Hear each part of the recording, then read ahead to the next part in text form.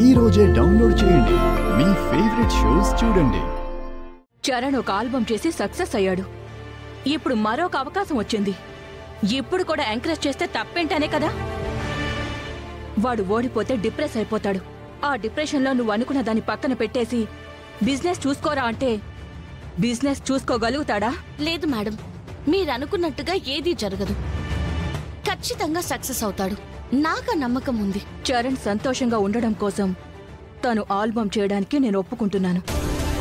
కానీ నువ్వనుకున్నట్టు జరగకుండా వాడు ఓడిపోతే అప్పుడు పరిస్థితి ఏంటి? తను ఓడిపోడు, గెలుస్తాడు మేడం.